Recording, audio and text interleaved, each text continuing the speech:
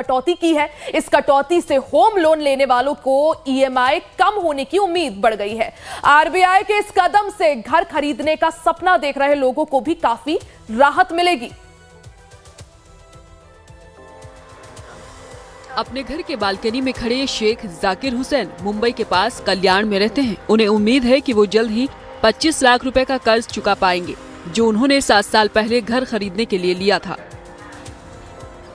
बढ़ती ब्याज दरों ने इसे मुश्किल बना दिया था, लेकिन पिछले 3 महीनों में आरबीआई द्वारा लगातार 2 बार ब्याज दरों में कटौती ने उनकी उम्मीदों को फिर से जगा दिया है। मैंने हाउसिंग लोन लिया हूँ। यहाँ हाउसिंग लोन पे मैंने एक रूम कल्याण में लिया हूँ। मैंने जो कैनरा बैंक से लिया हूँ हाउसिंग लोन, जिसको मैंने 2018 से लिया हूँ और उसका मेरा टर्न ऑफ है 25 साल के लिए 25 लाख रुपया, और मेरा पहला ही ईएमआई जाता था 19,000 कुछ रुपया, 927 रुपया ऐसा जाता था। लेकिन वो ऐसा ऐसा बढ़ गया, फिर बीच में 20,000 के ऊपर हो गया, तो मुझ पे और बोझ आ गया।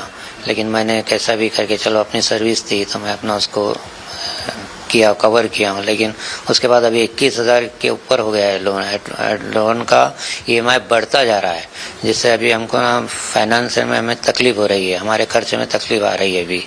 और अभी इतना हो गया है कि अभी 21,000 के ऊपर हो गया है, यानी बढ़ता ही जा रहा है। और मैंने सुना हूँ कि अभी कुछ आरबीआई ने रेट ऑफ ये इंटरेस्ट थोड़ा कम किया है, तो मुझे बहुत खुशी हुई। और मैं सोचता हूँ कि चलो अब मेरा ये कम हुआ तो साथ जैसी मेरी थोड़ी इनकम इधर कम हो गई है, तो मैं सोच रहा हूँ इधर मेरा ईएमआई भी इधर चलो इंटरेस्ट कम किए आरबीआई ने, बहुत खुशी की बात है। तो मेरा हाउसिंग लोन में भी थोड़ा कुछ फ़र्क पड़ जाएगा, जिससे मेरा फाइनेंस और मेरा थोड़ा घर का खर्च चलने में मुझे आसानी होगी। हुसैन के दिमाग में सबसे बड़ा सवाल ये है कि बैंक ब्याज दरों में कटौती का फायदा उनके जैसे उपभोक्ताओं को कितनी जल्दी देंगे। मुंबई में रेलवे कर्मचारी विकास पाटिल उम्मीद कर रहे हैं कि ये जल्दी हो जाए, ताकि वो हर महीने की किस्त की चिंता के अलावा भी कुछ देख सके। मेरा जो ईएमआई है वो मैंने जो लोन लिया था 30 लाख के करीब का लोन लिया था, आपको रिटायरमेंट तक का लिया था, तो जा रहा था 17,555 रुपया।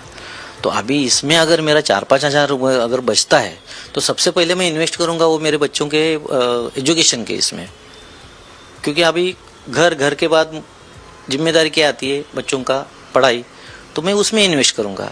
उसके बाद भी अगर मुझे अच्छा लगा कि भाई एक बाकी के लोन्स भी अगर कम हो रहे, मुझे एजुकेशन लोन भी अगर कम हो गया, तो मैं वो अदर मेरा सोचूंगा कि मेरे घर में कार हो, इस तरीके से मैं उसको डिवाइड करूंगा। भारतीय रिजर्व बैंक ने बुधवार को लगातार दूसरी बार ब्याज दरों में कटौती की और संकेत दिया है कि जून में और कटौती की जा सकती है। आरबीआई की मौद्रिक नीति समिति ने सर्वसम्मति से रेपो दर में 25 आधार अंकों की कटौती करके इसे 6% करने के लिए मतदान किया।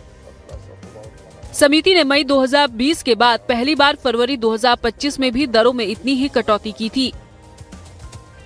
महंगाई में कमी और तेल की कीमतों में गिरावट के साथ इस कदम से कर्ज लेने की लागत नवंबर 2022 के बाद सबसे निचले स्तर पर आ गई। कम ब्याज दरों से व्यवसायियों और उपभोक्ताओं दोनों को राहत मिलने की उम्मीद है, जिससे संभावित तौर पर लोन की मांग, निवेश और रोजगार को बढ़ावा मिलेगा।